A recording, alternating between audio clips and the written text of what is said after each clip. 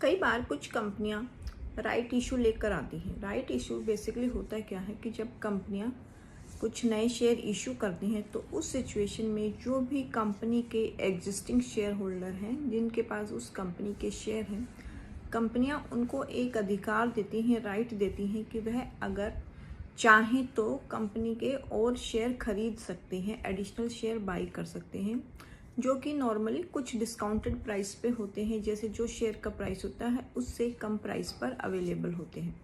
और कंपनी को जो राइट इशू लाने का मेन उद्देश्य क्या होता है कि कई बार कंपनी को फंड की आवश्यकता होती है। हो सकता है कंपनी को कुछ एक्सपेंशन करना हो, या कई बार अपना जो डेट है उसको रिडक्शन करने के लिए भी कंपनियों को फंड की आवश्यकता होती है, या कोई और रिक्वायरमेंट कंपनी की हो सकती है जिसके लिए कंपनियां राइट इशू लेकर आती हैं।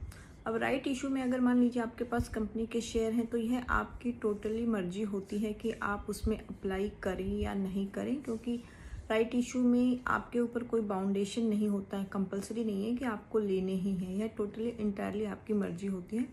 और कई बार ये क्या नॉर्मली कुछ रेशियोज में होते हैं। जैसे मान लीजिए आपके पास कोई कंपनी है, उसके 100 शेयर हैं, तो कंपनियां कई बार करते हैं कि अगर 100 शेयर वाला अप्लाई करना चाहे तो हो सकता है उसको कुछ रेशियो होती है एडिशनली जिसमें वह शेयर मिल सकते हैं, जिसकी अनाउंसमेंट कंपनियां करती हैं। और उसमें पर्टिकुलरली लिखा होता है कि कब तक आप अप्लाई कर सकते हो, क्या प्राइस होगा, किस डेट तक कर सकते हो। और राइट इशू में अप्लाई करना कोई कंपलसरी नहीं होता, आपकी मर्जी होती है। अगर आप चाहें तो कर सकते हैं, अगर नहीं करना चाहें तो कोई भी बाउंडेशन नहीं होती। राइट इशू बेसिकली क्या होता है, कंपनियों को फंड की जब आवश्यकता होती है तो वह एग्जिस्टिंग शेयर होल्डर के लिए एक ऑफर लेकर आती हैं कि अगर वह उस कंपनी के कुछ एडिशनल शेयर बाई करना चाहें तो वह बाई कर सकते हैं। Thank you for watching. Please do like, share and subscribe my channel. Thank you so much.